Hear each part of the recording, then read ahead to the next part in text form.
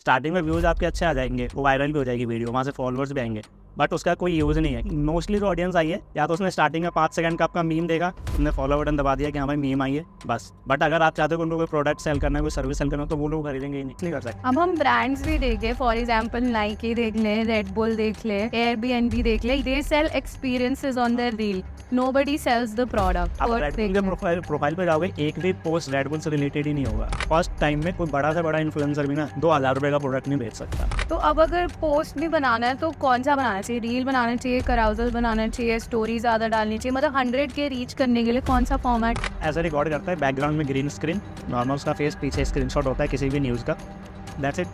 4 million follower, 4 या 3 million तो follower. मैं अब अपने वीडियोग्राफर को और एडिटर को फाइन करके चीप कंटेंट बनाना शुरू कर दूँ।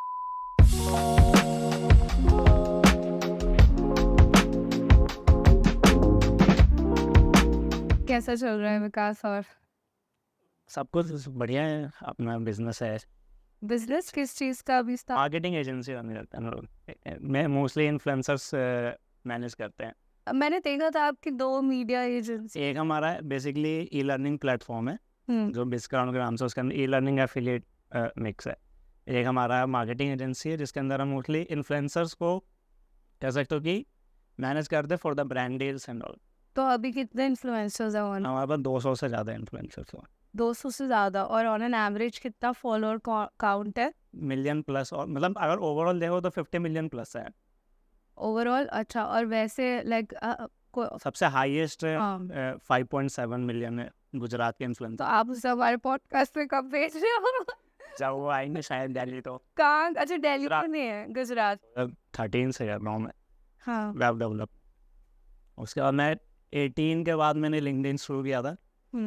फिर थोड़े टाइम बाद एक्चुअली मैं क्राउजल्स क्रिएट करता था, वीडियो क्रिएटर नहीं था, तो मैंने सिर्फ क्राउजल शेयर करके 100 के किया था उस टाइम पे। उसके बाद फिर रील्स एंड ऑल आ गया, फिर उसके बाद हमने थोड़ा कम कर दिया क्राउजल शेयर करना। तो अभी कितना आपका फॉलोअर बेस है? 200 के 10, मतलब 210 के है। ये ऊपर नीचे होता रहता है, क्योंकि क्या होता है कि एल्गोरिदम चेंज हो जाता है। जब आपका एल्गोरिदम चेंज हो रहा है तो आपको उसके अकॉर्डिंग चेंज करना है। इफ़ यू नो कि क्या चेंज करना है, देन वो स्पाइक अप करेगा, अदरवाइज वो वापस से गिर जाएगा। तो मैंने आपकी प्रोफाइल में देखा कि आप बेसिकली बताते हो कि इंस्टाग्राम पे कैसे ग्रो करें, या फिर डिजिटल पे, पूरा ओवरऑल डिजिटल पे कैसे ग्रो करें ये भी बताते हो। हाँ, पूरा डिजिटल पे बेसिकली हम लोग जो सर्विसेज में अभी करंटली प्रोवाइड करते हैं वो इसी तरीके से है कि आप फॉर एग्जांपल अगर आप चाहते हो ग्रो करना, तो आप सिर्फ एक सोशल मीडिया को लेकर बहुत लंबे टाइम तक नहीं चल पाओगे। आपको अगर शॉर्ट टर्म वीडियोस क्रिएट करते हो, मतलब शॉर्ट लेंथ वाली, उसका आपको लॉन्ग फॉर्म में जाना ही पड़ेगा। बिकॉज आप सस्टेन नहीं कर पाओगे, वो बहुत जल्दी सैचुरेट हो जाएगा जो भी आप चीज़ बताना शुरू करो। फॉर एग्जांपल अभी आप देखोगे ना कि अगर हम लोग भी जो बता रहे हैं जो कंटेंट, आप फंडामेंटल्स बताते जाओ कि क्या फंडामेंटल्स है। फॉर एग्जांपल इंस्टाग्राम का फंडामेंटल आप 30 हैशटैग शेयर कर सकते हो, उससे ऊपर नहीं कर सकते। आप उसको कितनी बार बता दोगे? 4 बार, 5 बार, 6 बार बता दिया, तो एक टाइम आएगा जब उसके बाद वो चीज़ खत्म हो जाएगी, अब आपको कुछ नया बताना है। तो आप एक नीश पे स्टार्टिंग में कर सकते हो, बट अगर आपको चाहते हो कि आप 2 साल 3 साल कंटिन्यू करो, तो आपको कंटिन्यूसली चेंज करना पड़ेगा कि क्या एक्चुअली में चल रहा है। और फंडामेंटल सिमिलर है, बार बार उसको नहीं बताओगे, बट डिफरेंट चीज़ है कि किस तरीके से अभी करंटली क्या है कि आप अभी देखोगे वीडियोज़ के अंदर हुक चलते हैं। हुक क्या मतलब है कि कोई भी वायरल वीडियो लो, अपनी स्टार्टिंग के क्लिप्स में लगाओ और उसको अपनी वीडियो के साथ रिलेट करके शेयर कर दो। लोग मीम लगाते हैं और फिर अपनी वीडियो डाल देते हैं। वो सबसे गलत तरीका है वैसे तो, क्योंकि वहाँ से आपकी ऑडियंस ऐसी आएगी ना कि आगे आप उनका कभी यूज़ नहीं कर पाओगे।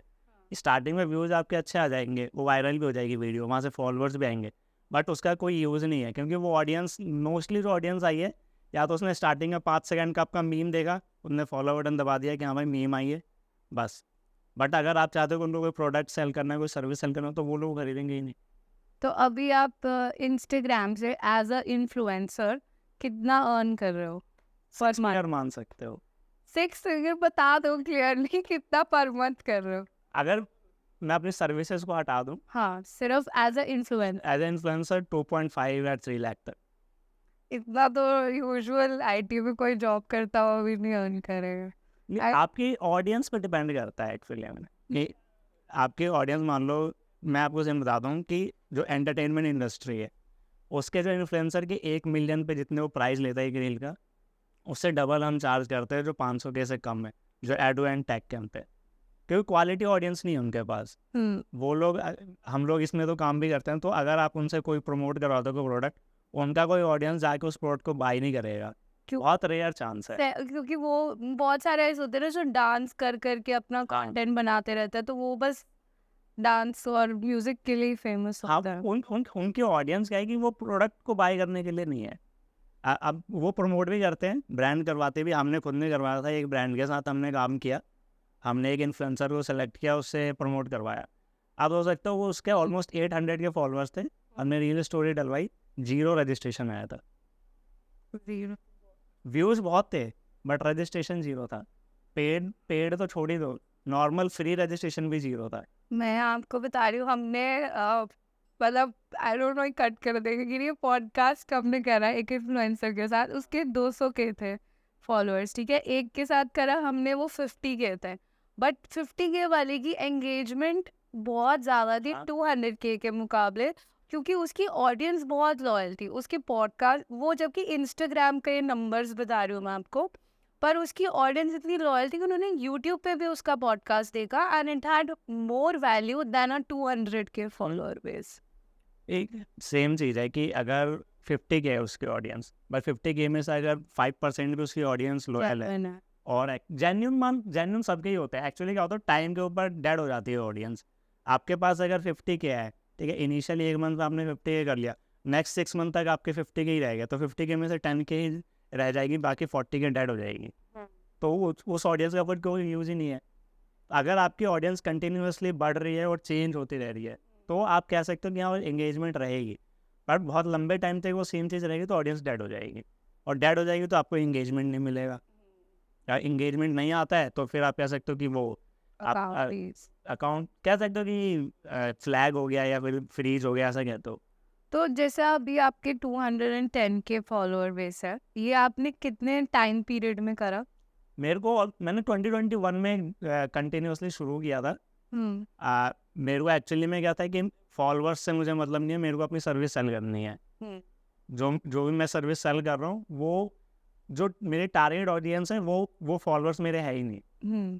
मेरी target audience business and all है। तो आप एड से सेल कर? नहीं, एक्चुअली क्या होता है कि हम लोग कोल्ड मेलिंग, कोल्ड मैसेजिंग और ये सारी चीज़ें करते हैं। एड्स एक डिफरेंट पार्ट हो जाता है, डेफिनेटली वो कर सकते हैं, बट ये जो प्रोफाइल है ये बेसिकली है कि हमने एक पर्सनल ब्रांड बिल्ड किया है ताकि आप दिखा सको लोगों को कि हाँ भाई इस तरीके का पर्सन कोई एग्जिस्ट भी करता है।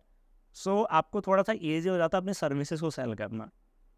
अब जैसे फॉर एग्जांपल हम लोग इन्फ्लुएंसर मार्केटिंग के अंदर है, तो वहाँ पे फॉर एग्जांपल मुझे किसी क्रिएटर को रीच आउट करना है। अगर मैं रैंडमली किसी ऐसे अकाउंट से जाके रीच आउट करूँगा जहाँ पे मेरे को तो कोई रिस्पॉन्स नहीं करेगा वहाँ पे। बट अगर हम वहाँ पे एक ऐसे अकाउंट से जाते हैं जिसकी ऑलरेडी मार्केट में है, जो ऑलरेडी कंटेंट बना रहा है, तो थोड़ा सा वो रिलेटेबल हो जाता है और फिर वो जल्दी रिस्पॉन्स आता है। तो अगर कोई बिगनर है, ठीक है, जो स्टार्ट कर रहा है कंटेंट क्रिएशन में आ रहा है और उसको अपना फॉलोअर बेस 100 के रीच करना है, उसका गोल है, कितने टाइम में कर सकता है वो फर्स्ट, एंड कैसे कर सकता है? देखो, अगर स्टार्टिंग करनी है किसी भी इंडस्ट्री या किसी भी नीश से, तो कॉपी करो सीधा। अच्छा। आप इंस्टाग्राम सर्च पे जाओ, जो भी आपका नीश है लिखो, वहाँ पे रील सेक्शन में जाओ। रील सेक्शन में जाने के बाद वहाँ पे जो भी टॉप 10 वीडियोस आती है उनको लो और उनको रिक्रिएट कर दो अपने स्टाइल में। फॉर श्योर है कि वो चलेगा, बिकॉज ऑलरेडी उन पे व्यूज़ हैं। अगर जिसने उसने बनाया है उससे अगर मान लो 10 मिलियन व्यूज आते हैं उस पर, आपको 1, 2, 3 मिलियन ईजिली आएगा उस पर। बट यह है कि आप उसके फंडामेंटल को चेंज नहीं करो, कि अगर उस पर्सन ने जिस टॉपिक को बताया, जिस वे में बताया, उसी वे में बताओ, बट अपना थोड़ा सा इनपुट ऐड कर दो, दैट्स इट। तो आप 100 के ईजिली अचीव कर लोगे। तो ये इंस्टा के लिए है, बट ये बाकी प्लेटफॉर्म के लिए भी एप्लीकेशन बाकी प्लेटफॉर्म के लिए भी चलता है। फॉर एग्जाम्पल यूट्यूब है आपका, ठीक है, यूट्यूब पे कह सकते हैं कंटेंट सीजनल होता है कि कोई एक क्रिएटर ने बनाया, उसका कंटेंट चल गया, वो टॉपिक चल गया, तो बहुत सारे यूट्यूबर सेम टॉपिक पे बना देते हैं।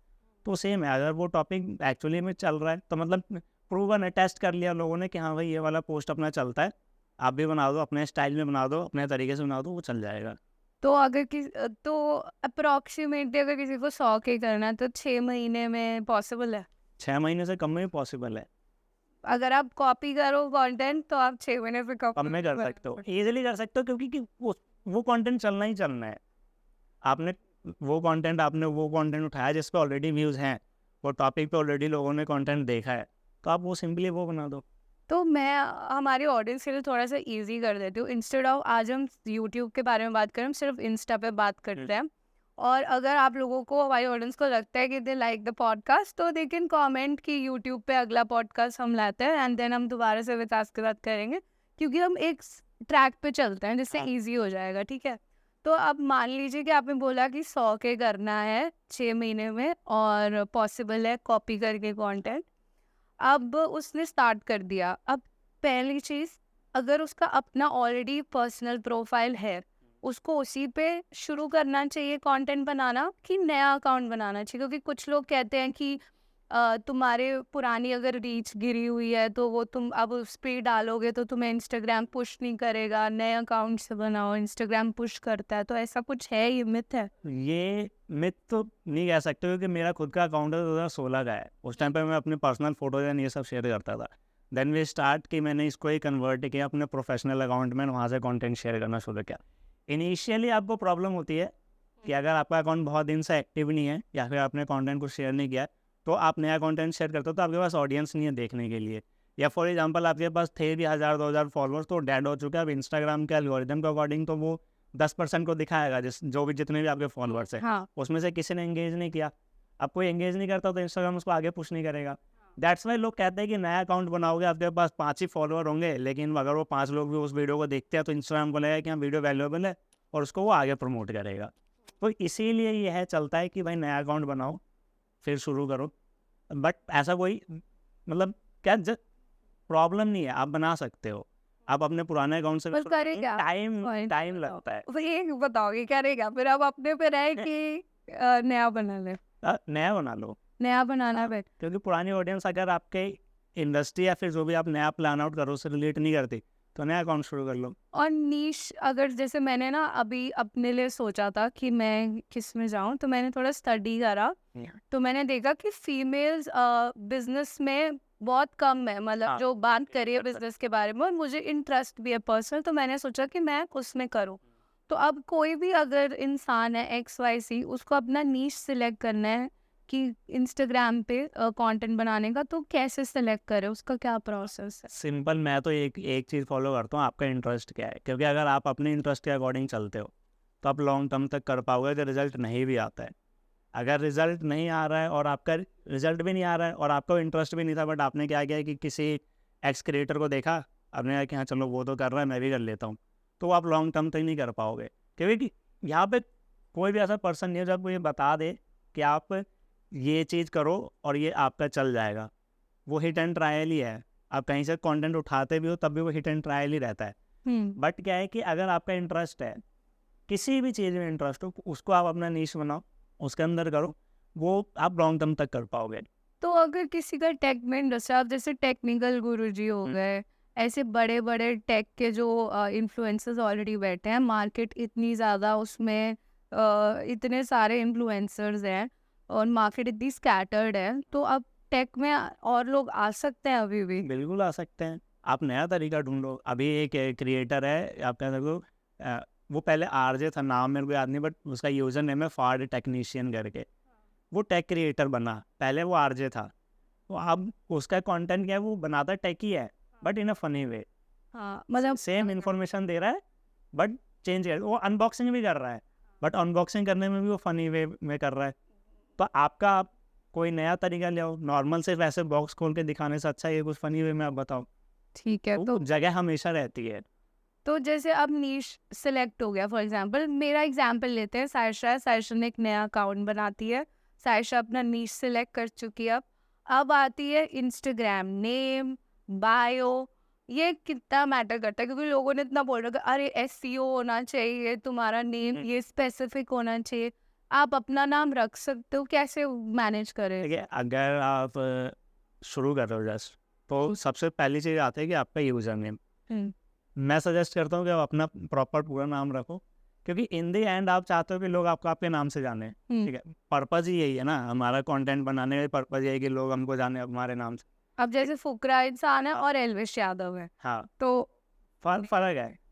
हाँ। तो आप अपना नाम रखोगे यूजर नेम के अंदर, हाँ, बेटर उसका रीज़न ये है कि आप किसी से मिले हो, ठीक है, आपने उसको बताया, ईजी हो जाएगा उसके लिए भी कि हाँ यार इस पर्सन का नाम भी ये था और इसका यूज़र नेम भी है, तो ईजिली वो आपको सर्च भी कर पाएगा कि हाँ यार नाम तो मेरे को याद है बट यूज़र नेम याद नहीं है, तो वो सर्च करेगा तो मे भी आप दिख जाओगे उसको, तो आप मिल जाओगे। मुझे अपना यूजर नेम चेंज कर, बस ठीक, मैंने साशा बीइंग पेशेंट लिख रखा है और आप आम प्रॉपर साइड नेम है। रखो, हाँ, आप प्रॉपर नेम रखो, कोई इशू नहीं, फुल नेम रखो, अपना नेम सरनेम सारी चीज़ें रखो, अगर वो मिलता है वेल एंड गुड है, अदरवाइज वो प्रीफिक्स सफिक्स लगा के जो भी आई एम द ये सारी चीज़ें लगा के आप अपना नाम रख सकते हो, ईजी टू सर्च होता है।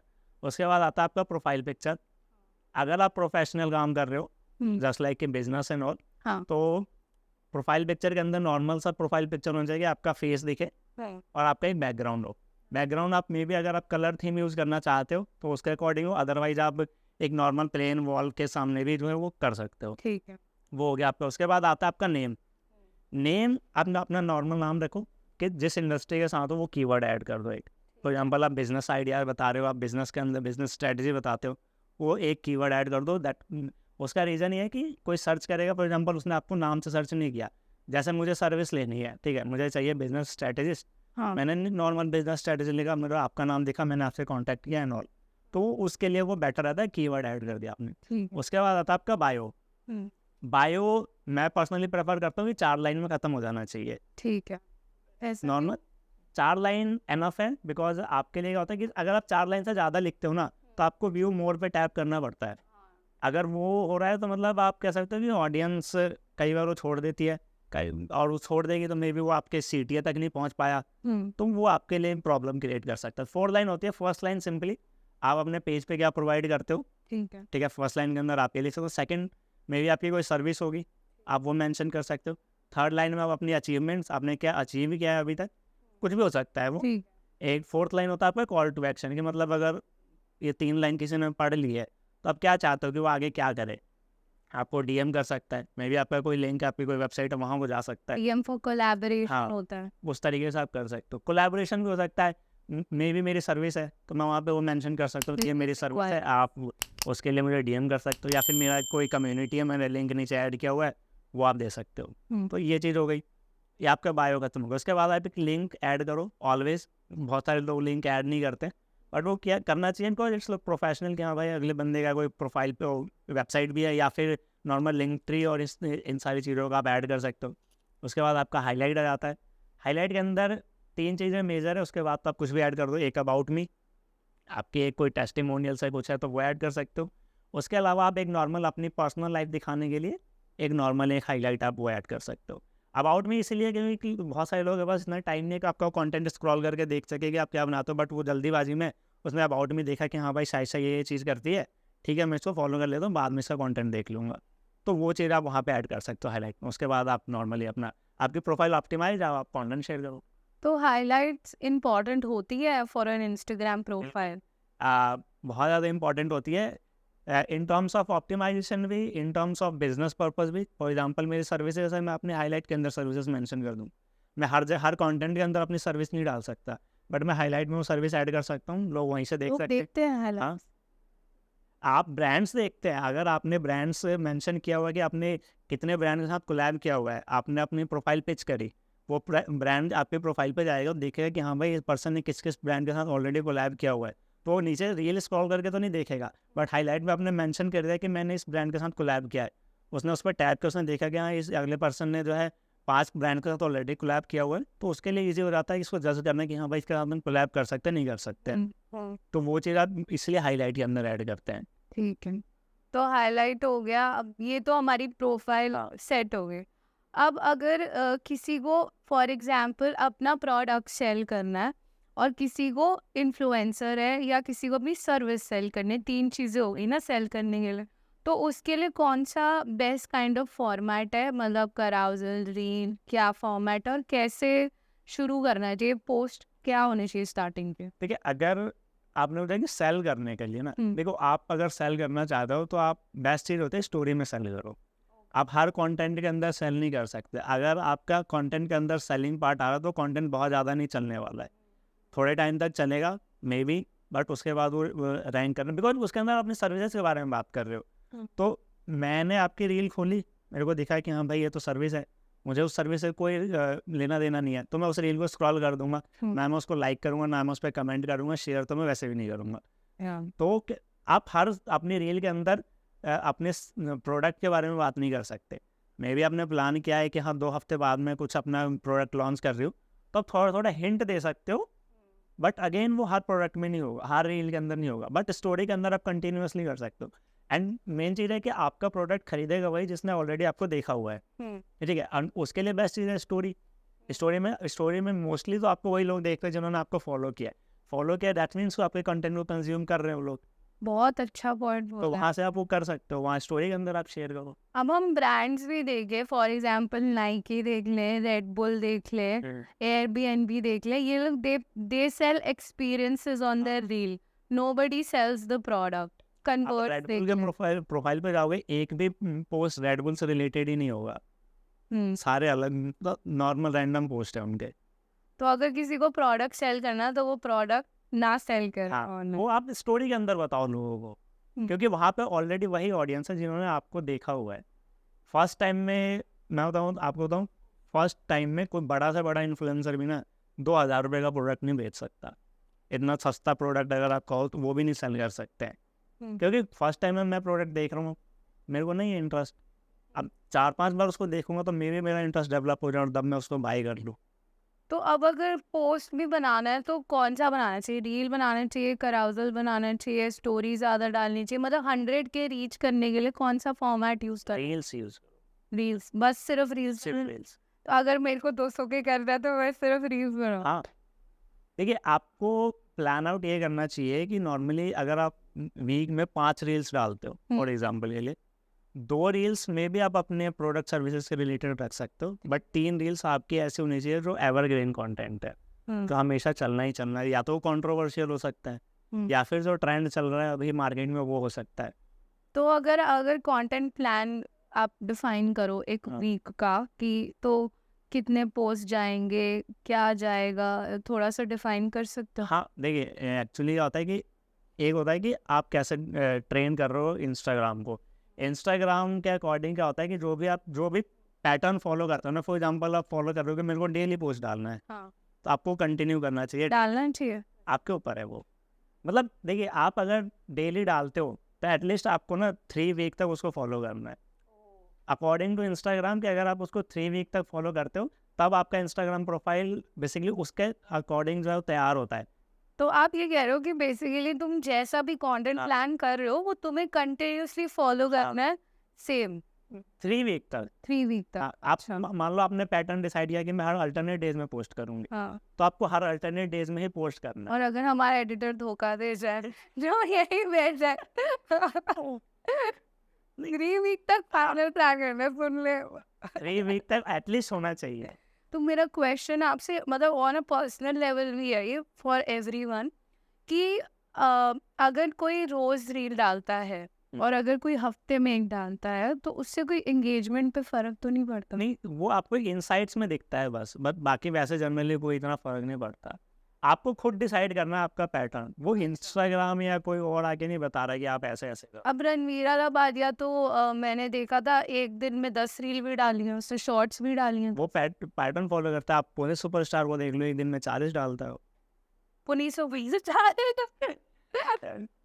तो फिर तो डाल सकते हैं ना, मतलब ऐसे कोई लिमिट तो नहीं है? क्योंकि मेरे को बहुत लोग बोलने लग गए, जैसे आयुषी मेरे को बोलती है कि नहीं इतनी ज्यादा रील नहीं डालनी है क्योंकि वो सही नहीं होता। आप अपना पैटर्न डिसाइड करो बस, एंड बस उसको 3 हाँ, बस हफ्ते उसको फॉलो। 3 वीक तक फॉलो करो, तब जाके आपका इंस्टाग्राम उसके अकॉर्डिंग रेडी होगा। ओ, तो अगर वीकली आप लगा लो कि हम प्लान करते हैं कि 7 रील डालनी है, ठीक है, और अच्छा पोस्ट और ये सब साइड है, हाँ, ये सब साइड, ये मैंडेटरी हो गई हमारी रील, और पोस्ट साइड हो गया। आप वीक में एक दिन 2 कर दो, किसी दिन आप अगर आपको पोस्ट शेयर करना है, अब मॉर्निंग में पोस्ट शेयर कर दो, इवनिंग में अपना रील शेयर कर दो। ओके, तो आपने जो रील का भी बताया था ना कि ऐसी 3 ऐसी डालो, ऐसी, वो क्या था दोबारा? वो बेसिकली क्या है कि आप अगर प्लान करते हो कि वीक में 7 डालना है और स्प्लिट कर दो, ठीक है, 2 आप डाल दो अपना कोई प्रोडक्ट सर्विस, ठीक है, आप उसके बाद 5 आपकी रील रहेगी, जो मे भी कंट्रोवर्शियल हो सकती है, मे भी वैल्यू वाली हो सकती है, मे भी आपको इसके अंदर किसी टॉपिक के बारे में बात करो जो ऑलरेडी मार्केट में चल रहा है, तो वो 5 रील होगी आपके लिए बेसिकली कि आप मासेस ऑडियंस तक रीच आउट कर सको। ठीक है। एक बार आप मास ऑडियंस तक रीच आउट करते हो, उसके बाद 2 रील आपकी ऐसी होगी जो उन मास ऑडियंस के अंदर से फिल्टर आउट करेगी कि आपके काम के कौन है। तो आप ये इस तरीके से अपना प्लान बना सकते हो।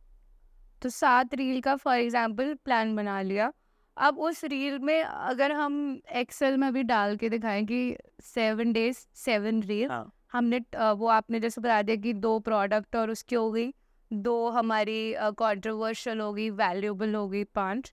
ठीक है, अब इस रील में जो हमें बनाना है वो आपने बोला कि कॉपी कर सकते हो बड़े क्रिएटर का, हमने कॉपी कर लिया। बड़े क्रिएटर का नहीं कह सकते, आप कह सकते हो जो चली है एक्चुअली। ट्रेंडिंग जरूरी नहीं है बड़े क्रिएटर की सारी रील चलती हो, में। जो एक्चुअली में रील पे व्यूज आए हैं। आप सर्च में जाके सर्च करो, आपको आइडिया लग जाएगा कि हाँ, किस रील पे कितने क्या सर्च करना होता है? जो भी आपको टॉपिक है। फॉर एग्जांपल अगर मेरे को शेयर करना है कि 3 सेटिंग्स ऑफ इंस्टाग्राम, मैं जाऊंगा सर्च बार में लिखूंगा 3 सेटिंग्स ऑफ इंस्टाग्राम, उससे रिलेटेड जो रील्स आएंगी उसके अंदर देखूंगा कि हाँ, किस रील पे ज़्यादा व्यूज़ है, उस रील को हम अपने अकॉर्डिंग बना देंगे। और फिर अगर रील बनानी स्टार्ट कर दी तो कैप्शन कैसे लिखते हैं, हैशटैग क्या होता है भाई? जैसे इट्स सो मच स्ट्रेस, मुझे समझ नहीं आता। मैं देखती हूँ लोगों ने 3 हैशटैग डाले किसी रील पे, उस पे मिलियन व्यूज है, किसी ने 30 डाले हुए हैं पर उस पे कुछ भी व्यूज नहीं है। पर रेलेवेंसी का फ़र्क होता है, आप हैशटैग डाल लो और आपके कंटेंट से रिलेट ही नहीं कर रहा है, तो उसका कोई सेंस नहीं बन रहा है। तो फिर कोई एआई टूल है जो कैप्शन लिखने के लिए या हैश कैप्शन तो आप चैट जीपीटी से लिखवा लो। कैसे क्या यूज करना? नॉर्मल जैसा कि आपको आपका कोई XYZ पोस्ट है, उसका एक टॉपिक है, सिंपली जाओ वहाँ पे लिख दो कि act as a Instagram expert and write I am going to basically post about this topic and I want 30 keywords for this post. वहाँ से वो आपको 30 कीवर्ड दे देगा टू रीच वाइडर ऑडियंस। उसके अंदर से आप 5 अपने जो रिलेट कर रहा है आपके कंटेंट से 5 लो, हैशटैग लगाओ, उसके अकॉर्डिंग डाल दो। और हैशटैग कहाँ से ढूंढे कि कौन सा हैशटैग लगाना चाहिए किसी वो कीवर्ड जो आपको चैट जीपीटी ने दिया है उसको आप एज ए हैशटैग भी यूज़ कर सकते हो।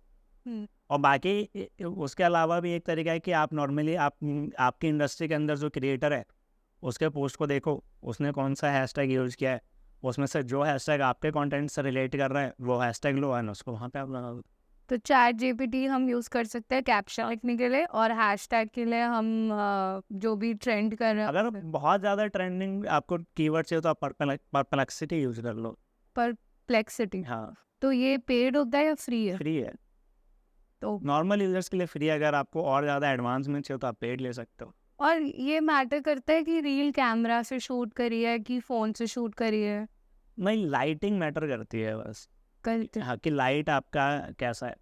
एक्चुअली क्या होता है ना कि आप इंस्टाग्राम पे देखोगे बहुत सारे आपको ऐसे पोस्ट दिखेंगे जिसके जो बहुत जिटरी वीडियो है, जिसके अंदर बहुत सारे मतलब ऐसे दिख रहा है अंधेरा टाइप का, फिर भी वो चलता है।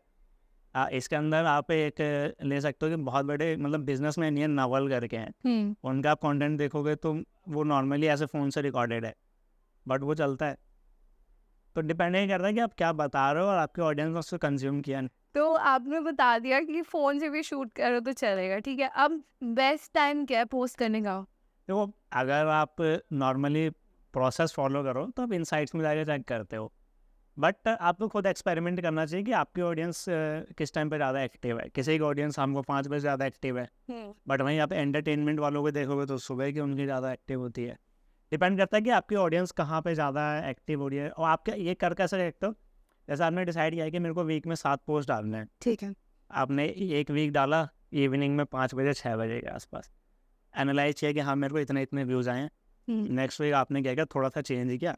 अब मे भी आप थोड़ा सा पहले डाल सकते हो, 4 बजे आपने डाला, हमने चेक किया कि हाँ भाई 4 बजे डाला था, ये मेरे को थोड़ा सा मतलब डाउन गया है।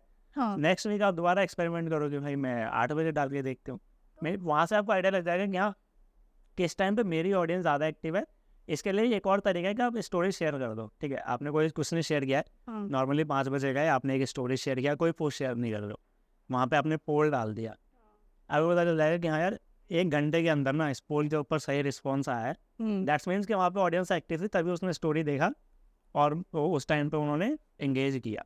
तब वो कर सकते हो। बट फंडामेंटली अगर देखो तो बहुत सारे लोग बोलते हैं कि भाई शाम में पोस्ट करो। रीज़न यह है कि भाई बहुत सारे लोग ऑफिस से आ जाते हैं तो उनके पास टाइम है। 6 से 10। हाँ, 6 से 10 के बीच में तो वहाँ पे आप वो एंगेज कर सकते हैं आपके कंटेंट के साथ। तो आप क्योंकि एक्सपेरिमेंट ही है वो। क्योंकि आपने जैसे ये बोला कि तुम स्टोरी डाल के तुम अपने लिए चेक कर लो, बट अगर किसी को वायरल होना है, मतलब किसी हाँ। को पुश चाहिए जो फॉलोअर्स नहीं हैं, तो उनके लिए फिर वो प्रोफेशनल डैशबोर्ड पे, जैसे मैं जाकर देखती हूँ प्रोफेशनल डैशबोर्ड पे कि मतलब मेरे ऑडियंस कब तक एक्टिव है, बट आई थिंक वो पॉइंट तो यूजलेस है, क्योंकि मेरी ऑडियंस को तो मुझे रीच करना ही नहीं है, मुझे नहीं तो देख, वायरल ऐसा नहीं है, करना है। ऐसा नहीं है। एक्चुअली क्या है ना कि मतलब आप 3 महीने मान लो, 3 महीने से पहले के टाइम पे क्या होता था कि इंस्टाग्राम इनिशियली आपके फॉलोअर्स को ही दिखाता था पोस्ट। अभी उसने वो 60-40 और 55 और ऐसा कुछ कर दिया है। बट पहले क्या होता था कि वो दिखाता आपके ऑडियंस को था, आपके ऑडियंस ने इंगेज किया तब वो जाके आप दूसरे लोगों को दिखाएगा जो आपके नॉन फॉलोअर्स है, जिन्होंने आपको फॉलो नहीं हाँ। किया हुआ। बट अभी क्या है कि वो स्टार्टिंग में ही डिवाइड कर देता है। अभी इंस्टाग्राम में एक नया फीचर भी आया है, मे भी पता नहीं सबके पास है नहीं है, वहाँ पे एक ट्रायल का ऑप्शन है। वो ट्रायल के ऑप्शन का क्या मतलब है, अगर आपने उसको ऑन कर दिया ना, तो जो आपने पोस्ट डाली है वो आपके ऑडियंस को दिखेगा ही नहीं। वो दिखेगा ही सिर्फ जिन्होंने आपको फॉलो नहीं किया हुआ है। आज ही करो। अगर आप उससे आगे देखो, अगर मान लो वो पोस्ट उन्होंने अच्छा चला, मतलब नॉन फॉलोअर्स ने देखा, एंगेज किया, तब वो आपके ऑडियंस को दिखना शुरू होगा। तो ये फीचर ही इसीलिए कि आप पहले नॉन फॉलोअर्स को दिखा लो, उनको अच्छा लगता है तो आप अपने फॉलोअर्स को दिखाओ। अदरवाइज तो अगर वो आपकी फीड पे भी नहीं दिखता, अगर आप ट्रायल ऑप्शन करके डालते हो तो आपकी फीड पे पोस्ट नहीं दिखेगा, वो सिंपली जाता ही सिर्फ नॉन फॉलोअर्स को है। और मतलब मैंने ना देखा, जैसे पुनीत सुपरस्टार हो गया, या फिर हम इतने सारे कंटेंट क्रिएटर्स देखते हैं जो, जैसे अभी अरमान मलिक है, अरमान मलिक की 2 वाइफ, फिर उसकी उसकी एक मीशो की कॉपी, आई थिंक पंजाब का कोई इन्फ्लुएंसर है जिसकी 2 वाइफ है। हाँ। तो अब लोगों ने ना ये बना लिया कि तुम चीप कंटेंट बनाओ, सस्ता कंटेंट बनाओ, और ऐसी चीप हरकतें करो तो ही तुम वायरल हो सकते हो इंस्टाग्राम पे। तो मतलब ये सच है। वो ऑन देखिए, इंस्टाग्राम पे जितना बेकार कंटेंट डालो सब चलता है। है। हाँ, नॉट जरूरी नहीं है आपको कि भाई एक क्रिएटर है, मतलब फाइनेंस का ही क्रिएटर है, ऐसे रिकॉर्ड करता है बैकग्राउंड में ग्रीन स्क्रीन, नॉर्मल उसका फेस पीछे स्क्रीनशॉट होता है किसी भी न्यूज़ का, दैट्स इट। 4 मिलियन फॉलोअर्स, 4 या 3 मिलियन तो फॉलोअर्स। मैं अब अपने वीडियोग्राफर को और एडिटर को फाइन करके चीप कंटेंट बनाना शुरू कर दूं। वो चलता है क्योंकि देखिए आपने ना एक चीज़ देखी होगी बहुत टाइम पहले ना, जो फ्रॉड वगैरह करते थे, ना उनका जो ग्राफिक होता है ना, वो जो लॉटरी वाले ग्राफिक्स आपने देखे हैं, हाँ। वो बिल्कुल बेकार होते हैं। क्योंकि रीज़न ये है ना कि उनको टारगेट ही नहीं करना है टायर 1 सिटी को, उनको टारगेट ही ऐसे लोगों को करना है कि जो देख के फंस जाएगी, हाँ भाई ये तो हमारे जैसा ही लग रहा है। और अभी जैसे अगर फॉर एग्जांपल नेचुरल आप बोलो कि कंटेंट बहुत चलता है रॉ, अब हर कोई स्टार्टिंग में अफोर्ड नहीं कर सकता एक वीडियो एडिटर, तो अगर फ़ोन से शूट करें तो कौन से टूल्स हम यूज़ कर सकते हैं वीडियो एडिटिंग के लिए एज अ बिगनर? एडिटिंग के लिए आप बिगिनिंग में VN एडिटर यूज़ कर लो, उसके बाद InShot यूज़ कर लो। कैपकट इंडिया में बैन है, बट अगर आप VPN वगैरह ला के चला सकते हो तो आप कैपकट यूज़ कर लो। ये 3 टूल कह सकते हो बेस्ट है एडिट के लिए। और मैंने सुना है कि ऐसे भी कुछ एआई टूल्स आ गए जिसमें आप अपनी वीडियो डालो और वो रील काट के निकाल देते हैं, ऐसे भी टूल्स हैं? आप में एक टूल है कैप्शन AI करके है, उसके अंदर मतलब एक बड़ी वीडियो तो नहीं कटता, बट अगर आपके एक रील है, आपने वहाँ डाला, ऑप्शन है उसके पास कि आप किस तरीके की एडिट चाहते हो, वो बी रोल्स, टेक्स्ट, सारी चीज़ें खुद लगा के आपको एडिट करके दे देगा। साउंड इफेक्ट्स भी खुद लगा देगा, zoom in zoom out transition सारी चीज़ें लगा के। और क्या इसका प्रीमियम या अप्रोक्सीमेट कॉस्ट होता है? इसका I think I don't know, मेरे पास तो एडिट वाला नहीं है। मुझे आज मैं लिख लूँगी, ये तो बहुत इजी है और सबके काम आ जाएगा। हाँ। नाइस। तो अभी हम लोग यही करने वाले हैं। और अगर जैसे अब एडिटिंग का प्रोसेस तो हो गया, अब ना मैंने जैसे सुना है कि 2 रुपए में तुम एक फॉलोअर भी खरीद सकते हो, तो फॉलोअर्स खरीदने का कोई नुकसान होता है? लोग कहते हैं कि एल्गोरिथम इंस्टा का तुम्हारी पुश नहीं करता प्रोफाइल फेक फॉलोअर्स खरीदने से। हाँ, नहीं करेगा ना। जनरली आप खुद सोचोगे, आपके पास 10,000 फॉलोअर हो गए, आपने फेक ले लिए, ठीक है, आपने पोस्ट डाल दिया, 10,000 से 0 एंगेजमेंट है आपकी, तो इंस्टाग्राम को तो पहले पता है कि कंटेंट ही बेकार है, तभी 10,000 लोग थे लेकिन एक ने भी एंगेज नहीं किया, तो तो वो आगे पुश ही क्यों करेगा फिर आपके कंटेंट को। तो मतलब फेक फॉलोअर्स नहीं खरीदने नहीं, चाहिए। कभी नहीं खरीदनी चाहिए। वो आपने एक बार खरीद भी लिया ना तो वो गलती हो गई, या फिर उस प्रोफाइल को छोड़ ही दो, मतलब अगर आपने फेक फॉलोअर्स के लिए तो अकाउंट बंद कर दो वो आप वाला। दूसरा अकाउंट शुरू करो, क्योंकि वो एंगेज नहीं कर रहे हैं। और जब एंगेज ही नहीं कर रहा तो कोई सेंस नहीं बन रहा उस उन फॉलोअर्स का। ठीक है, तो अगर जैसे अब कोई हम इस बात पर आ गए कि रील हो गई सिलेक्ट, कैप्शन हो गया, बायो हो गई, पोस्टिंग टाइम हमने सिलेक्ट कर लिया, और आई थिंक हमने ओवरऑल काफ़ी कवर कर लिया, ठीक है। अब अगर ये तो बिगनर के लिए हो गया, अब कोई नॉर्मल इंसान है जो जिसके 100K या 200K है, बट वो 4-5 साल से या 10 साल से उसी पे स्टक है, ठीक है, और वो आगे मूव फॉरवर्ड नहीं कर पा रहा, उसकी ग्रोथ नहीं हो रही, तो उसके लिए वो इंस्टाग्राम पे ग्रो करने के लिए क्या कर सकता है? वो प्रॉब्लम ये क्या है कि वो इवॉल्व नहीं हुए हैं, ठीक है। आप 2-4 साल पहले जो चीज़ चल रही थी आज वो नहीं चलेगी, आपको चेंज करने की नीड है। आप सेम चीज़ फॉलो करो कि देखो कि भाई अभी क्या चल रहा है। आप ही की इंडस्ट्री के अंदर और भी लोग होंगे जिनके अच्छे खासे व्यूज़, फॉलोअर, सारी चीज़ें बढ़ रही होंगी, बट आपके नहीं बढ़ रहे। रीज़न ये है कि आपका कंटेंट जो नए लोग इंस्टाग्राम पे आए उनसे रिलेट नहीं हो पा रहा है। तो वो चीज़ आप कर सकते हो कि रिलेट कराओ कंटेंट। देखो कि एक्चुअली में क्या देखना चाहते हैं लोग। अगर वो देखना चाहते हैं, आप वो बना रहे हो तो वो चलेगा, अदरवाइज़ वो नहीं चलेगा। तो फिर आपका ये होता है कि आप रुक जाते हो। बट अगर आप वही कंटेंट वैसे बनाते हो जो वो कंज्यूम करना चाहते हैं तो वो चल जाएगा। तो अपनी ऑडियंस को अंडरस्टैंड करना हाँ। बहुत इम्पोर्टेंट है। बहुत ज़रूरी है। दैट्स वाई कि स्टोरी बहुत इंपॉर्टेंट है। स्टोरी के थ्रू आप अपनी ऑडियंस को समझ सकते हो कि एक्चुअली उनको क्या चाहिए। नहीं, अग्रीड है, क्योंकि मैंने ना एक हेयर ऑयल ब्रांड देखा था, और वो बंदी शार्क टैंक पे बैठी, मुझे उसका नाम याद नहीं आ रहा, पर उसने बताया था कि उसकी प्रोफाइल पे सडनली बूस्ट इसलिए आया क्योंकि वो अपनी रील्स में बहुत पर्सनलाइज स्टोरीज शेयर करती है। मतलब वो फैक्ट्री में है, तेल बना रहे हैं, मशीन से जा रहा है, ये इंग्रेडिएंट्स यूज हो रहे हैं, तो जब वो अपनी पर्सनलाइज स्टोरी डाल रही है तो वो इंस्टाग्राम पे बहुत फेमस हो रही है। कनेक्ट कर पाते हैं लोग।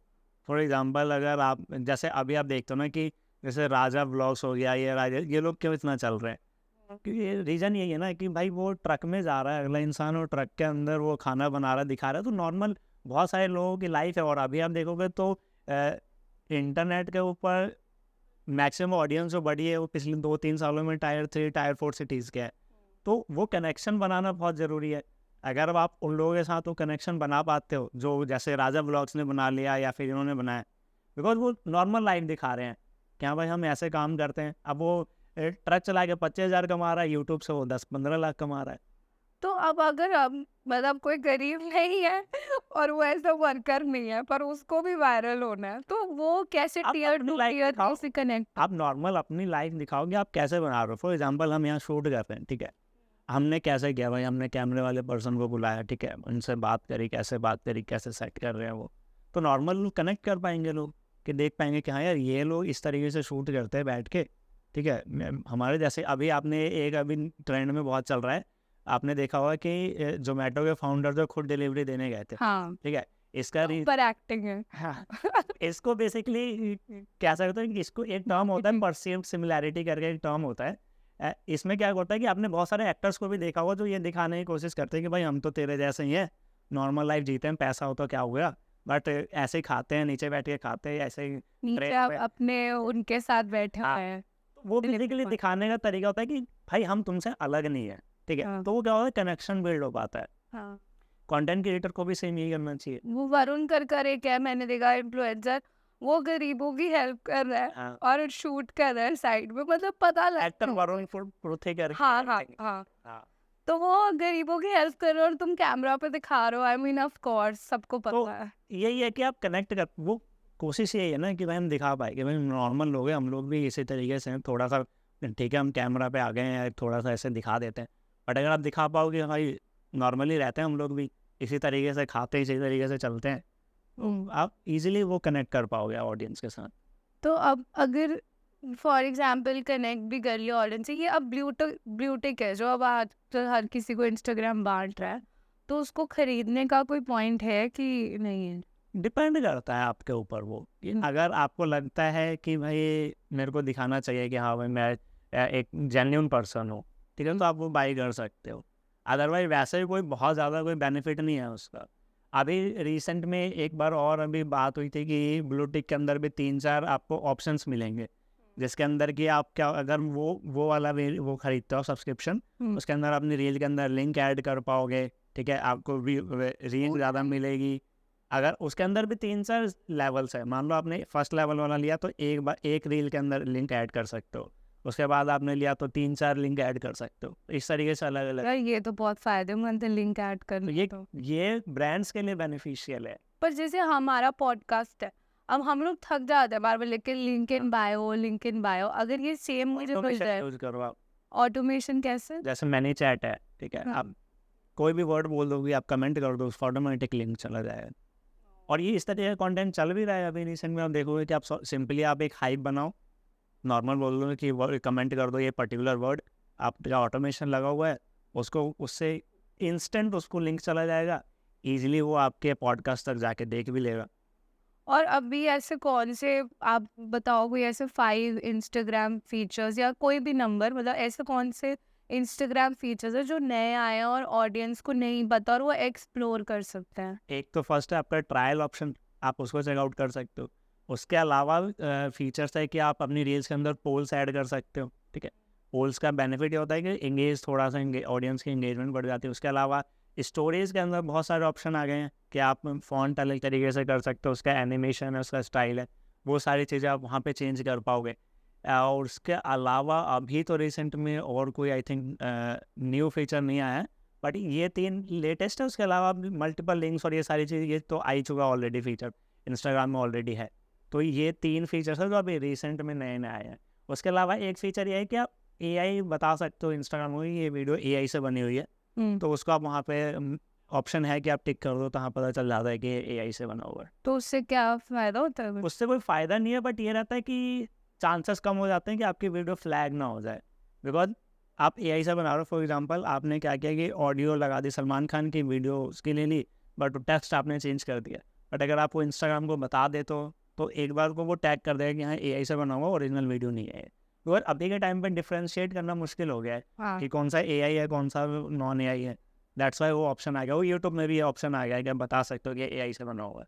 तो अभी जैसे इंस्टाग्राम पे रील बनाने आप 1 मिनट तक बना सकते, हाँ। ठीक है।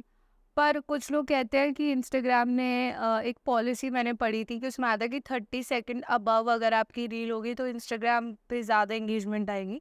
तो कितने ड्यूरेशन की रील बनानी चाहिए? देखिए अगर आपको चाहिए व्यूज़ हम्म। तो आप शॉर्ट रखो, बट शॉर्ट के अंदर क्या है कि ऑडियंस, मैच्योर ऑडियंस नहीं आएगी आपके पास। बट अगर आपका प्लान है कि मेरे को मैच्योर ऑडियंस ही चाहिए, तो आप लॉन्ग फॉर्म में जाओ, मतलब कि मैं 40 सेकेंड 45 सेकेंड 6, अभी तो इंस्टाग्राम पे 90 सेकंड्स तक की वीडियो अपलोड हो जाती है।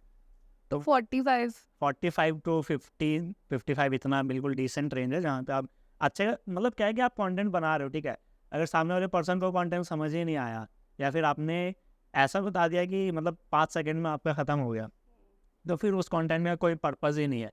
आप अगर कंटेंट सिर्फ व्यूज़ के लिए बनाते हो तो ठीक है, 1 सेकंड की रील डाल दो, 5 सेकंड की डाल दो।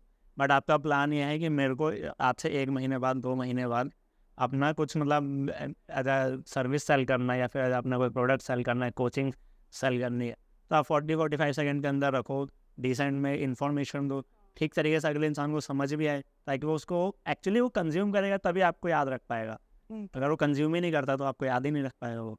और मेरे पास आपके से एक क्वेश्चन है जो दुनिया में सब उसका आंसर ढूंढ रहे हैं, पर किसी के पास नहीं है कि हुक क्या है? हुक देखिए क्या है भाई? हुक क्या है कि आपकी वीडियो की स्टार्टिंग है 3 सेकंड, हम्म।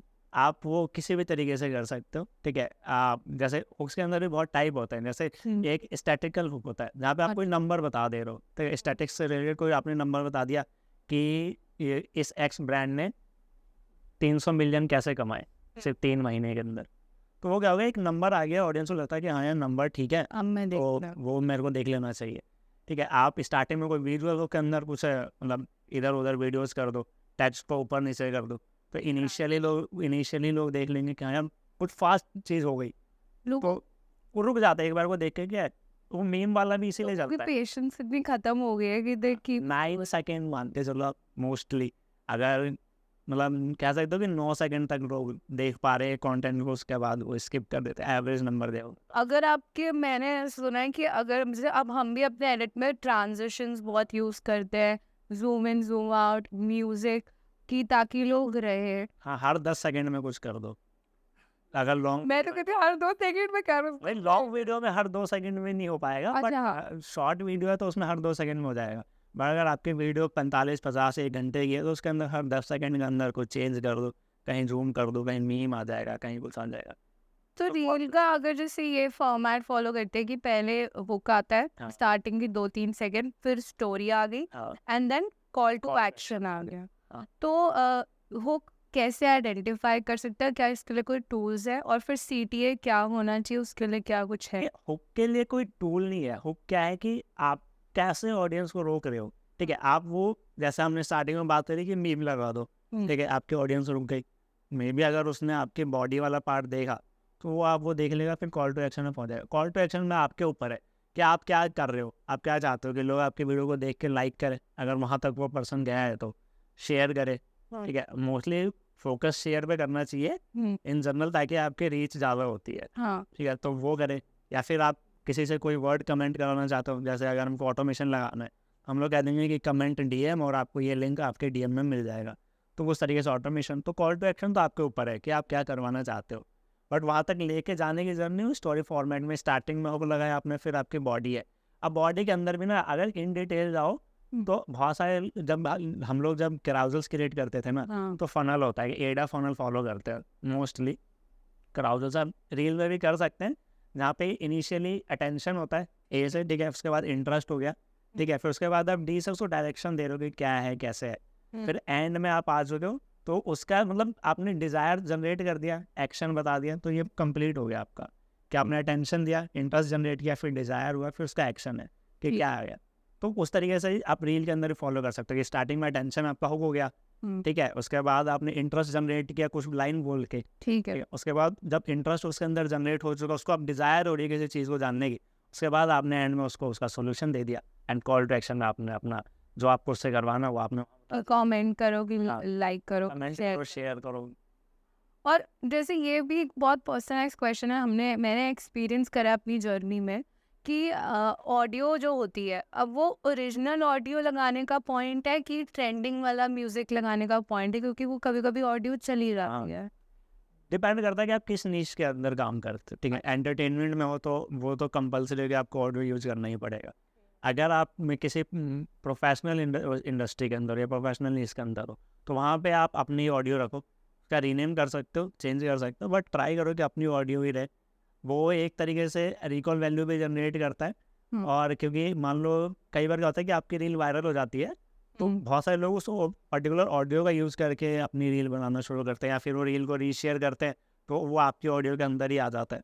तो वो एक बेनिफिट वाला पार्ट होता है। तो आई थिंक फिर बेटर है कि अपनी ऑडियो की, जैसे आपने बोला ना कि एंटरटेनमेंट इंडस्ट्री में, तो मैंने काफ़ी क्रिएटर्स ऐसे भी देखे हैं जो ऑलरेडी रील ट्रेंड कर रही होती है गाना, बट वो उसी को साइड में प्ले करके ओरिजिनल ऑडियो डालते हैं अपनी डांस करने की। हाँ, मतलब शूट तो वैसे ही होता है वो, कि मतलब जो ओरिजिनल ऑडियो है उसी पे शूट करते हैं। कई बार क्या होता है कि इंस्टाग्राम ऑटोमेटिकली लिंक कर देता है।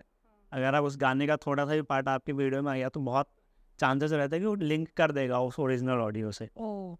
तो वो ऑटोमेटिकली हो जाता है। अगर आप थोड़ा बहुत चेंज कर देते हो ऑडियो के अंदर तो हो सकता है कि नहीं वो लिंक, बट हाई चांसेस है कि वो लिंक हो जाता है। तो अगर किसी को म्यूजिक सिलेक्ट करना है कि ट्रेंड में म्यूजिक क्या चल रहा है इंस्टाग्राम पे, तो वो कैसे फाइंड कर सकते हैं? वो ऑप्शन है, अगर कोई भी ट्रेंडिंग ऑडियो देखोगे वहाँ पे एरो का निशान बना होता है, उस पर क्लिक करो, वहाँ पे आपको और भी ट्रेंडिंग ऑडियो दिख जाएंगे, तो आप उनमें से कोई भी ट्रेंडिंग ऑडियो यूज़ कर सकते हो। बाकी तो सबसे बेस्ट चीज़ है कि भाई कंज्यूम करो, ठीक है? हम लोग बैठ के ऐसे ऐसे करते रहते हैं, बहुत सारे ट्रेंड्स सबको दिखते हैं वहाँ पे, आप उन्हीं में से कोई ट्रेंड, क्योंकि वो आपको दिख रहा है तो ऑब्वियसली इंटरेस्टेड हो आप, क्योंकि वो रैंडमली, तो हमको लगता है कि रैंडमली आ रहा है, बट हमने कहीं ना कहीं इससे रिलेटेड कुछ देखा है तभी वो हमारे पास आया है। इंस्टाग्राम सुनता है ना हमारी बात है, बिकॉज मैं लिटरली आपको बता रही हूँ, मैं कुछ बात कर रही थी उस दिन, बोल रही थी एंड मेरे को वो रील शो होने लगी इंस्टाग्राम पे। अभी रिसेंट में एक आर्टिकल आया था जिसके अंदर क्लियरली मेंशन किया है कि वो आपकी सारी ऑडियो सुनते हैं, उसके अकॉर्डिंग पर्सनलाइज एड्स आपको आते हैं। एक एजेंसी है जो मेटा के साथ काम कर रही थी, उन्होंने ये रिवील किया है कि इंस्टाग्राम आपकी सारी ऑडियो सुनता है। तो ये बहुत ज़्यादा, ये तो बहुत बड़ी प्रॉब्लम नहीं है, लाइक हाउ नहीं, देखिए आप एक बार इंटरनेट पे आ गए ना तो आप प्राइवेसी आपकी कोई कुछ नहीं है। कोई वे है प्राइवेसी प्रोटेक्ट करने का अपनी? नहीं, अभी रिसेंट में तो वही है इंस्टाग्राम डिलीट कर दो, यही एक तरीका है। अच्छा, और अगर फॉर एग्जांपल किसी ने 100K अचीव कर लिया, अब ना बहुत बड़ा डर होता है कि अकाउंट लोगों के हैक, अभी रिसेंटली रणवीर आलावादिया के सारे यूट्यूब के अकाउंट्स हैक हो गए, उसने बोला सारी वीडियो डिलीट कर दी। तो इन केस अगर किसी का भी अकाउंट हैक हो जाता है या पासवर्ड रिट्रीव नहीं हो पा रहा, तो उसका क्या सोल्यूशन है? आप कांटेक्ट कर सकते हो। देखिए इसके लिए जो मेटा वेरीफाइड वाला है ना, वो वहाँ पे आपके लिए हेल्पफुल हो जाता है, क्योंकि वहाँ डायरेक्टली आप कांटेक्ट कर सकते हो। तो मेटा वेरीफाइड पे जाए, हेल्प आपके पास हेल्प सेक्शन के अंदर ऑप्शन होता है। पर अकाउंट तो खुल ही नहीं रहा, तो नहीं, आपके पास website- ईमेल है ना, हाँ, अब उस ईमेल से आपको रिस्पांस जल्दी मिलता है, ठीक है। क्योंकि आपका ईमेल ऑलरेडी वहाँ पे है, तो रिस्पांस इजीली मिल जाता है। और एक वेरीफाइड का एक और फीचर है कि आप अगर फॉर एग्जांपल आपको कोई प्रॉब्लम आ रही है, और इनका क्या होता है कि मंथ में 2 मंथ में क्या होता है कि 1-on-1 सेशंस भी होते हैं, जहाँ पर आप डायरेक्टली मेटा का कोई रिप्रेजेंटेटिव आपसे बात कर सकता है, आपको बता सकता है आपकी प्रोफाइल को देख के क्या क्या करने की नीड है, क्या नहीं करने की नीड है। तो सही है। अभी चलो, मेरे को बहुत एक्साइटमेंट है, आप मेरी प्रोफाइल देखो, ठीक है? मैं अपना फ़ोन कर खोलती हूँ और आप मुझे कुछ फीडबैक दो। अगर ऑडियंस को इंटरेस्ट है तो वो हमारे कमेंट सेक्शन में लिख देंगे, और फिर अपन एक लाइव स्ट्रीमिंग करते हैं जहाँ पे हम लोगों की प्रोफाइल, वो अपना लिंक डालेंगे और हम उनकी प्रोफाइल स्टडी करेंगे, ठीक है? और आप उनको बताओगे कि वो कैसे अपना फॉलोअर बेस बढ़ा सकते हैं और कैसे इम्प्रूव कर सकते हैं फ्री में। स्ट्रीमिंग करते हैं, ठीक है? तो आप मेरी प्रोफाइल देखो और मेरे को थोड़ा सा बताओ कि मैं कैसे इसको बेटर करूँ, क्या क्या गलतियाँ हैं, खुल के फर्स्ट स्टेज की user name Sasha being patient, थोड़ा सा बड़ा है। फॉर एग्जांपल अगर आप रैंडमली मेरे से मिलते हो कहीं पे, हाँ, ठीक है, हाँ। मैं आप ऑब्वियसली मैं आप मिले, हम किसी इवेंट में मान लो मिले, अब क्या होता है कि अब मैंने बताया कि मेरा ये यूजर नेम है, आप इंस्टाग्राम पे, आज ही चेंज हो रहा है। तो क्या होता है कि आप मेरे को बोलोगे साशा बीइंग पेशेंट, मेरे को साशा तो याद रह जाएगा, बट बीइंग पेशेंट में भी मैं भूल जाऊँ, क्योंकि घर जाके मेरे को सर्च करना है कि हाँ चलो चेक करता हूँ कि फॉलो कर लेता हूँ, बट वो मेरे को याद नहीं रहेगा। तो इतना बड़ा यूजर नेम नहीं होगा। मे भी आप किसी से मिलते हो तो मे भी आप अपना नाम बताओगे, उसके बाद अपना सर नेम बताओगे, ठीक है, तो वो ज़्यादा बेटर रहता है कि आप यूज़र नेम के अंदर भी रखोगे कि सर्च ईजिली कर ले, ठीक है।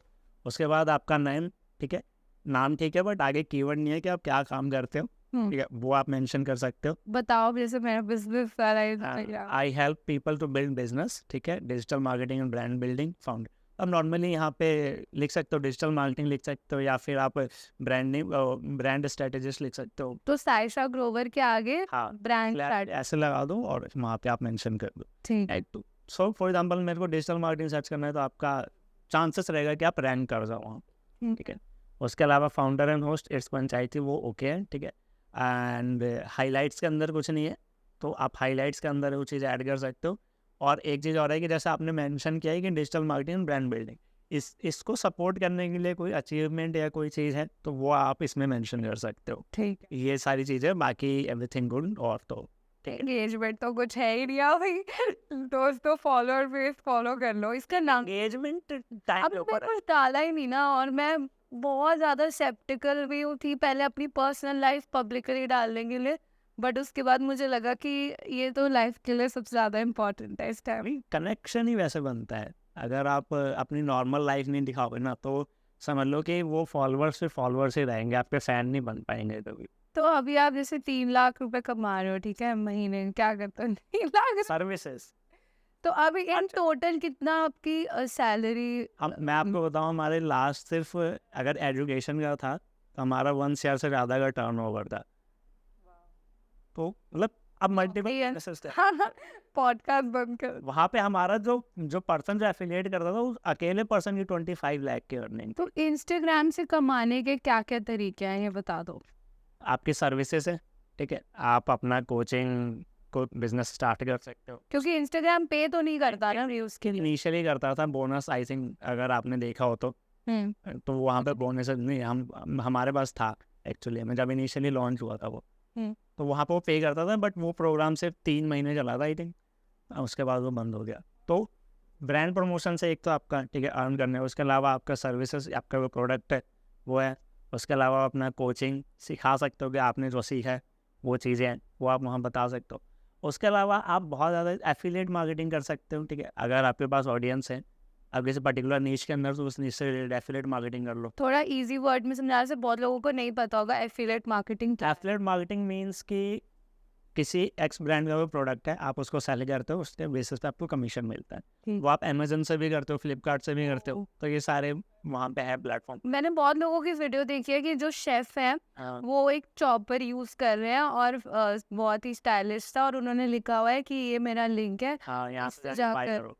हाँ, वो ये एफिलिएट affiliate ही है, ओ वहाँ से उनको कमीशन मिल जाता है जो भी, बट उसका बेनिफिट है क्योंकि देखो अगर आप अमेजन पे करते हो, कोई पर्सन गया उसने आपके प्रोडक्ट आपके लिंक को क्लिक किया, तो आई थिंक पता नहीं कितने 30 डेज या कुछ रहता है, वो लिंक वहाँ पे कुकीज़ के अंदर स्टोर हो जाता है। उसके बाद अगर वो कभी भी बाई करता है उस अकाउंट से, तो उससे कमीशन आपको आ जाता है। तो एफिलिएट मार्केटिंग के लिए रजिस्टर कैसे करना होता है, कहाँ? अमेजन एसोसिएट है, आप वहाँ पे जाके रजिस्टर कर सकते हो। आप नॉर्मली अपना यूज़र नेम, अगर आपकी वेबसाइट है तो वेबसाइट डाल दो, नहीं तो आपका सोशल मीडिया डाल दो, दैट्स इट। वहाँ पे आपका लॉगिन हो जाएगा, वहाँ पे आप अपना टैक्स इन्फॉर्मेशन और पेमेंट वाली सारी चीज़ें ऐड कर दो, वहाँ पे आपको प्रोडक्ट मिलेंगे। प्रोडक्ट आप किसी भी प्रोडक्ट पे जाओगे, वहाँ पे आपको लिंक मिल जाएगा उस प्रोडक्ट का, उस प्रोडक्ट को लो, अपने बायो के अंदर कहीं भी उसको शेयर कर सकते हो। कोई पर्सन उससे बाई करता है तो फिर उसका कमीशन आपको मिलेगा। कितना अप्रोक्सीमेट कमीशन हो? हर प्रोडक्ट का अलग अलग है। हाईएस्ट आई थिंक बुक्स के ऊपर है 10%। 10% कमीशन हाँ। बहुत हाई है। तो वो बुक्स के ऊपर ही मिलता है, बाकी इलेक्ट्रॉनिक्स पे 2% 4% ऐसे कुछ है। और इंस्टाग्राम पे एड रन करनी चाहिए, उसका कोई हेल्प होता है फॉलोअर बढ़ाने में? फॉलोअर्स बढ़ाने के लिए आप नहीं करो तो ज़्यादा बेटर है। हाँ आप ये कर सकते हो कि आपको कुछ सेल करना है, ठीक। तो वो आप कर सकते हो। सिर्फ ये अगर आप एड्स भी रन करते हो ना, अगर आप एड्स को एड्स मैनेजर में जाकर देखोगे ना, तो फॉलोअर्स का कोई ऑब्जेक्टिव नहीं है। हम्म। तो दैट्स मीन्स कि आप रन कर लो, बट वो फॉलोअर्स बढ़ेंगे नहीं बढ़ेंगे कोई वो नहीं है। तो एड रन सिर्फ आप प्रोडक्ट सेल करने के लिए और अपना व्यूज लाने के प्रोडक्ट के लिए? लिए सर्विसेज सेल करने के लिए कर सकते हो। व्यूज़ ऑब्वियसली बढ़ जाते हैं। बहुत सारे ब्रांड जिनके साथ हम काम करते हैं, हम मान लो कोई इन्फ्लुएंसर के हमने डिसाइड किया कि भाई प्रमोट करेंगे, 2 लाख व्यूज़ आने चाहिए, बस वो ऑर्गेनिकली आए नहीं, हाँ। तो आप ऐड रन करके फिर उसको 2 लाख तक लेके जाते हो। पर इंस्टाग्राम पे ऐड तो बहुत महंगी है, मैंने सुना है, मतलब देखा ही था 300-400 एंगेजमेंट ऐड सस्ती है अगर आपको व्यूज़ चाहिए तो। कितना होता है engagement ad approximate? Engagement ads मान लो आप अगर 200-300 रुपये लगाते हो तो आपको 1 लाख 2 लाख व्यूज़ मिल जाते हैं। तो अब अगर जैसे डिजिटल मार्केटिंग इतना चल रहा है, ठीक है, वैसे तो ये बहुत पुरानी चीज़ है, हाँ। मैंने 2015 में शुरू कर दी, आपने भी शुरू कर दी थी बहुत पहले। अब किसी को डिजिटल मार्केटिंग में अपना करियर बनाना है, ठीक है, इंस्टाग्राम पे आपकी तरह किसी लोगों को गाइड करना है बिजनेस बिल्ड करने में डिजिटल मार्केटिंग में। हाँ। मुझे पर्सनली ऐसा लगता है कि पर्सनली ना कि ये कोर्स करना, डिजिटल मार्केटिंग के सर्टिफिकेशंस करना, ये सब फालतू की चीज़ें हैं, ये सब बकवास है और ये सब बिल्कुल नहीं करना चाहिए और खुद बल्कि प्रैक्टिस करनी चाहिए, खुद ऐड रन करनी चाहिए, उससे हेल्प होता है। तो मतलब आप व्हाट डू यू थिंक कि कैसे डिजिटल मार्केटिंग सीख सकते हैं? देखो, डिजिटल मार्केटिंग सीख तो आप ऐसे ही सकते हो जैसे आपने बताया कि हाँ। आप खुद प्रैक्टिस करो। देखो, डिजिटल मार्केटिंग मेरे अकॉर्डिंग ना क्या है, कोई भी मार्केटिंग सिर्फ डेटा आपको पढ़ना आना चाहिए कि आपने कोई ऐड रन करी, ठीक है, ऐड रन करना कोई भी कर सकता है, जिसको इंग्लिश आती है वो देख के पढ़ लेगा कि यहाँ यहाँ करना है। हाँ। मे भी अब तो मल्टीपल लैंग्वेजेस में भी है तो वो देख के रन कर देगा। हाँ। बट रन होने के बाद क्या प्रोसेस आपको आना चाहिए। रन हो गया, आपको नहीं पता भाई कि CTR क्या होता है, ठीक है, आपको नहीं पता CPM क्या होता है। अगर मान लो CPM मेरा कम है तो उसको बढ़ाना कैसे है। दोबारा बोल। तो मान लो CPM है तो वो कम आया है, ठीक है, तो वो आपको बढ़ाना कैसे। CTR आपका कम आ रहा है, उसको कैसे बढ़ाना है। हाँ। आपने जो ऐड क्रिएटिव लगाया है उसको किस तरीके से बनाना है कि मतलब ऑडियंस ज़्यादा इंटरेस्ट दिखाए। तो इट्स मोर देन कि आप सीख जाओ, इससे अच्छा ये है कि आप एनालाइज करो कि एक्चुअली में वो होता कैसे है, कैसे चलता है। आपने 5 एड्स क्रिएटिव लगाए, एक पे आपको ज़्यादा CTR मिल रहा है लेकिन बाकी 4 पे कम मिल रहा है, क्यों मिल रहा है। क्वेश्चन तो ये है ना कि एक पे ज़्यादा मिल रहा है बाकी 4 पे कम क्यों मिले। अगर आपको उसका आंसर आता है तो आप ऐड के अंदर बेस्ट हो। वही, क्योंकि आप फालतू में 10,000 पे 70,000 पे का भी डिजिटल मार्केटिंग का कोर्स देखा हाँ। मैंने, मतलब वो यूजलेस है मेरे हिसाब से। यूट्यूब पे है कोर्स, आपको सीखना है तो फ्री में। तो अच्छा, लोगों के दिमाग में होता है, ठीक है, कि वो अगर पैसे दे के डिजिटल मार्केटिंग सीख रहे हैं, ठीक है, अगर 70,000 पे देंगे तो उनको लगता है कि उनको ज़्यादा अच्छा कोर्स है, जबकि अगर कोई हम दोनों को रीच आउट कराए, फिर आई थिंक हम उनको फ्री में सिखा सकते हैं। डिजिटल मार्केटिंग में क्या चाहिए आपको? SEO आना चाहिए, SCM आना चाहिए, एड रन आना चाहिए, कंटेंट राइटिंग आनी चाहिए, वीडियो एडिटिंग आनी चाहिए, और तो आई थिंक कुछ होता नहीं है।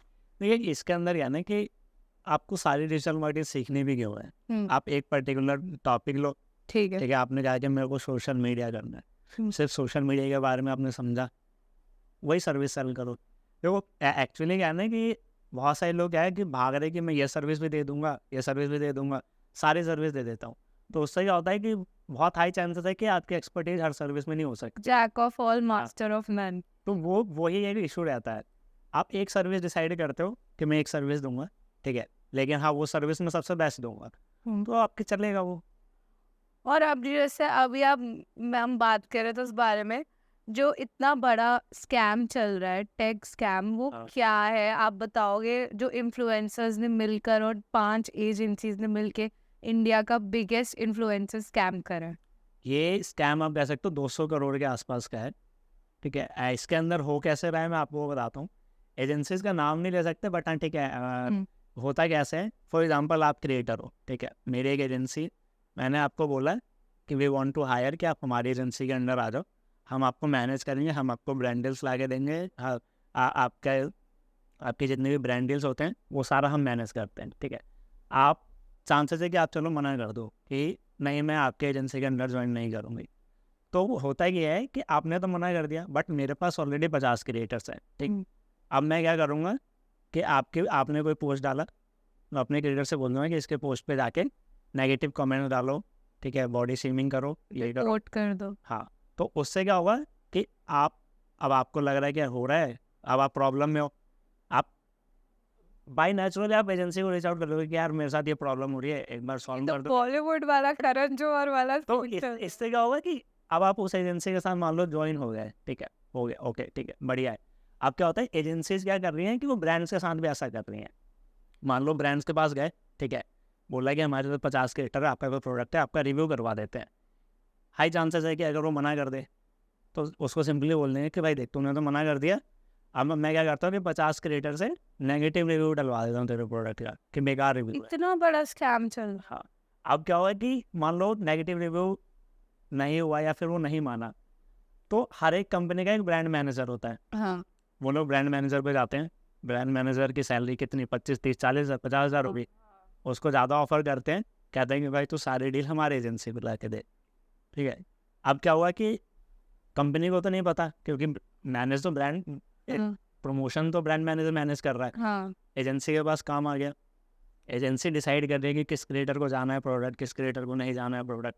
तो आपको एजेंसी वालों से भी बना के रखनी हाँ। पड़ती है। तो वो क्या हुआ कि अब उन्होंने क्या किया कि गिने चुने 50 क्रिएटर हैं, या उन्हीं के पास काम जा रहा है, बाकी जो अदर क्रिएटर उनमें से किसी के पास काम नहीं जा रहा है, ब्रांड मैनेजर को अलग से पैसा जा रहा है, ठीक है। उसके अलावा क्या होगा कि अब ब्रांड मैनेजर को पैसा जा रहा है, वो अपनी अलग ही वो कर रहा है, तो वो भी डिसाइड करेगा ना कि भाई मैं नई एजेंसी को क्यों काम दूँ, इस एजेंसी को ही काम देता हूँ मैं। तो यहाँ से क्या हो रहा है कि ऐसे ही 5 एजेंसीज मिलके ये चीज़ें कर रही है। तो 5 माफिया एजेंसीज है जिन्होंने इतना बड़ा इन्फ्लुएंसर मार्केटिंग का स्कैम चला है। ये पिछले आप 2 साल से भी देखोगे ना, तो बहुत अच्छे एजेंसीज है जिनके पास कोई काम नहीं है अभी। रीज़न यही है कि भाई इन लोगों ने क्या किया है कि आप अगर हमारे साथ करते हो तो ठीक है। अब यहाँ पे क्रिएटर का भी नुकसान है, बहुत बड़ा। क्रिएटर का दूसरे तरीके से नुकसान है कि मान लो आपने प्रोडक्ट प्रमोट कर दिया, अब क्या होता है कि इन एजेंसी वालों ने तो प्रॉमिस कर रखा है कि हाँ भाई 2 लाख व्यूज़ आएंगे, बट नहीं आया, क्रिएटर को तो दिखाना पड़ेगा। तो वो लोग क्या करते हैं, क्रिएटर के प्रोडक्ट पे fake views, fake comments, fake share, ये सारी चीज़ें डालते हैं। तो लॉन्ग टर्म में क्रिएटर का तो एंगेजमेंट खत्म हो गया। क्रिएटर तो कोई बच नहीं अगर वो रहा। उसने एजेंसी छोड़ दिया तो उसके प्रोफाइल पे 0 एंगेजमेंट रहेगा, क्योंकि अभी तक तो फेक आ रहा था। तो ये एजेंसीज के नाम आप कब डिस्क्लोज कर रहे हो? इसके नाम मैं डिस्क्लोज नहीं करूँगा, लेकिन मतलब मेल गया है पिछले 200-300 लोगों को, ब्रांड्स को भी गया है, ठीक है। धमकी वाला मेल? नहीं, एक पर्सन है जिन्होंने ये सारा प्लान बताया कि कैसे स्टेप बाय स्टेप ये स्कैम हो रहा है। एक कोई एजेंसी 100 करोड़ कर रही है, कोई एजेंसी 50 करोड़, 60 करोड़, इस तरीके से पूरा स्कैम मिलकर 200 करोड़ तक का बन रहा है। मतलब ब्रांड, इसमें ब्रांड मैनेजर इंक्लूडेड है, मार्केटिंग एजेंसीज इंक्लूडेड है, इन्फ्लुएंसर भी कहीं ना कहीं चाहते हुए भी या ना चाहते हुए भी इंक्लूडेड ही है। तो वही इस तरीके से मिलकर ये पूरा स्कैम चल रहा है। अब इसके लिए बहुत सारे क्रिएटर ने क्या किया है, एक है कह सकते हो कि स्टार्ट किया है मूवमेंट की, जैसे इंडिया के अंदर एक ICC करके आई थिंक कोई वो है जो ये सारी चीज़ें देखती हाँ, है। वर्क प्लेस हरासमेंट को कर ICC हाँ, कमेटी है। ऐसा कोई कमेटी है तो वो देखती है ये सारी चीज़ें कि भाई ऐसा कुछ नहीं होना चाहिए, बिकॉज बिजनेस करने का राइट हर किसी को है, ठीक है। अगर आप इस तरीके से करोगे तो कोई नया पर्सन जो है इस इंडस्ट्री के अंदर आ ही नहीं पाएगा। तो ये सारी चीज़ें इस तरीके से मिलकर लोग कर रहे हैं। और जैसे मेरे को ना एक बहुत पॉइंट याद है, अब हम पॉडकास्ट क्लोज करेंगे इसके बाद। जैसे हम जो नया क्रिएटर बात कर रहे थे कि कोई भी क्रिएटर बनता है, हाँ। तो अगर उसको बाकी क्रिएटर से मिलना है, कोलैब करना है, तो उसके लिए आपने मेरे को बताया था बातों में कि इवेंट्स पे जाना चाहिए। तो ये सब चीज़ों का एक्सेस कैसे मिलता है और क्या करना चाहिए जिससे वो और नोन हो बाकी देखो इन्फ्लुएंसर्स? इसके लिए सबसे बेस्ट चीज़ होता है कनेक्शंस, ठीक है। आप इनिशियली किसी क्रिएटर को रीच आउट करो, ठीक है, मेरे को भाई मिलना है तुमसे, आप उससे मिले, मे बी उस क्रिएटर के 4 और क्रिएटर दोस्त होंगे, तो इस तरीके से ये बनता रहता है। आप एक क्रिएटर से मिलोगे, फिर वो आपको बताएगा कि यार यहाँ पे ना इवेंट है, आप चलोगे, ठीक है, वो आपको बताएगा, फिर आप जाओगे वहाँ पे और क्रिएटर्स आपको मिलेंगे। तो इस तरीके से ये पूरा चलता रहता है। अगर आपको ऐसे भी नहीं करना है, आप किसी भी एजेंसीज के साथ कनेक्ट हो जाओ, वो इवेंट कराते रहते हैं, और आपको कॉल वो आपको कॉल कर देंगे। जैसे अभी एक रिसेंट में एक बिग बेल करके है, ठीक है, हर महीने होता है उनका, हर महीने 1 तारीख को इवेंट होता है, या तो दिल्ली या गुड़गांव में। उसमें बहुत सारे यूट्यूबर्स और ये सारे लोग आते हैं, तो वहाँ जा सकते हो आप। और ग्रुप्स पे भी तो ज्वाइन, जैसे व्हाट्सएप ग्रुप्स में आप देखिए अवेलेबल होते हैं, और ये कह सकते हो कि इंस्टा पे भी बहुत सारे लोग शेयर करते रहते हैं। एक ऐप है लूमा करके, लूमा पे आप जाओगे ना, वहाँ पे दिल्ली में कौन कौन से इवेंट हो रहे हैं आपको सारा पता चल जाता है। नाइस। तो वहाँ पे भी आप जाके चेकआउट कर सकते हो या कोई ऐसा कोई इवेंट है या नहीं। इनिशियली आपको खुद इनिशिएटिव लेना पड़ता है कि मैं एक रीच आउट करता हूँ किसी क्रिएटर को, अगर वो एग्री कर देता है कि हाँ भाई मिलते हैं, तो इस तरीके से आप कनेक्शंस बना सकते हो। नाइस, थैंक यू विकास साथ आने के लिए। और आपको कैसा लगा हमारा पॉडकास्ट, ये बता दो हमारे क्रिएटर को।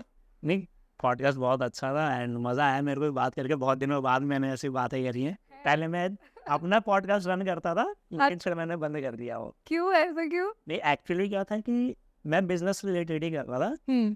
जितने भी मेरे नॉन वाले से मैंने 12-15 एपिसोड किए होंगे। उसके बाद फिर मैंने बंद किया, क्योंकि मैं शिफ्ट कर गया। मैं पहले नोएडा रहता था, फिर वहाँ से तो शुरू करते हैं, आप आ जाओ, हम अब साथ में पॉडकास्ट स्टार्ट करते हैं। बिल्कुल कर सकते हैं।